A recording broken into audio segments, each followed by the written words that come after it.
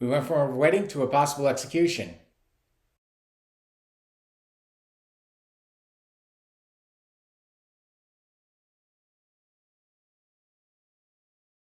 So, this episode picks up right where the last one left off, with Kazuma escorting Darkness down the aisle the opposite way, and Lord Alderp having to face the facts that his bride is running away. He does try to remind everybody that, yeah, there's still a debt to be paid, which is weird because Kazuma actually has the money.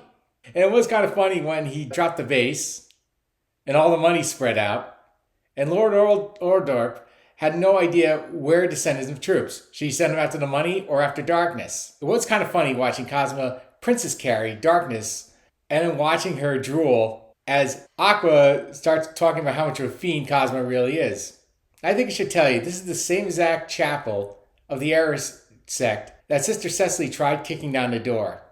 And just like last season, almost as promised, Megumin decides to destroy it by having Yunyun do Light of Saber on it. Granted, yeah, Darkness and Kazuma and Aqua are basically blocked by a massive troll type guy. Also, Megumin cannot stop her explosion spell once she gets started. She causes a high altitude explosion above Axel. And as they got out, remember how I said last episode that Lord Alderp's actions might actually cause a peasant's revolt? Well, we have a peasant's revolt now. He immediately demands that the adventurers to stop his bride, in which they were pretty indifferent to him. Then Dusk helps with Keith. Yeah, you remember him from the Succubus episode? I didn't. Stall for time. Our useless four, with Yunyun, go back to Darkness' house and meet up with her father as he tragically passes away, giving out epic final words to Darkness. Only be ruined by Aqua, who decides to lift the curse that was causing his death to begin with, leading to an awkward moment between Darkness and her father. And now we get to the more rushed area. Now, I'm sure you remember from a couple episodes back, Lord Alderp kicking this guy on the floor. Well, we found out later he's actually a Duke of Hell named Maxwell, and that he was altering reality so that the Destiny's family owed him quite a bit of sum of money, and that the only way really to pay it was to marry Lord Alderp for Darkness. Lord Alderp demands that Maxwell provide him his bride, and he said that would conclude the contract. And his bride comes to the door.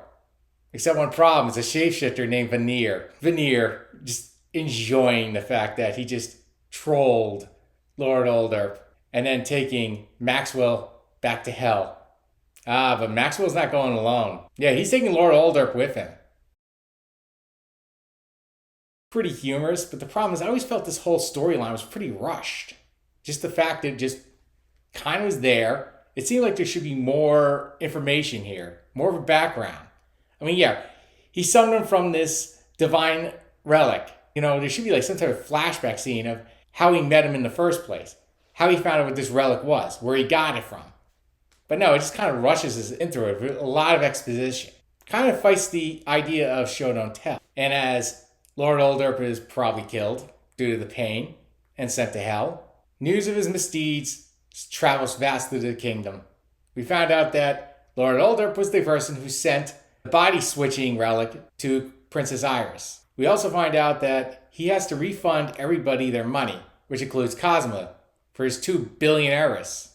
And of course, immediately, Aqua and Megumin start begging for money. Nothing's out of character here, right? And finally, the season ends, with them back at the guild.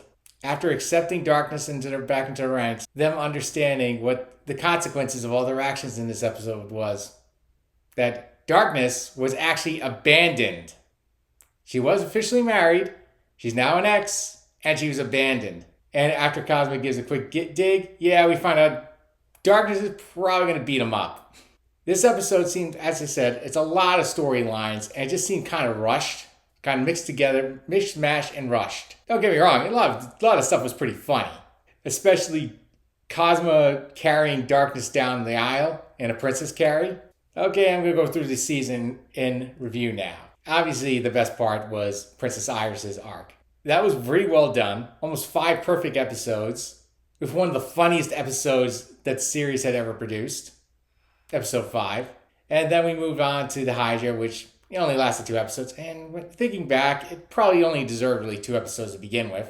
And of course, Lord Alderp. It's kind of weird. The first episode in this arc was one of the funniest episodes the series ever produced. Then we had a slow episode, the penultimate episode. And it always seems like we had a rushed episode where a lot of things happen. Yeah, Konosuba is now done for the year. And for all we know, this might be the last ever episode. Because, there's no Konosuba planned in the future. But, this was one of the funniest seasons we've had in a while. Of any series. And I'm very happy that we were able to get one more season of Konosuba. Who knows, maybe down the line, we'll have more. I mean, did anyone really expect we'd get the movie? Anyway, I'm getting ready to check out. Thank you for joining me in all these episode reviews. Hope you had a good time. I know I had with this series. And take care. Bye.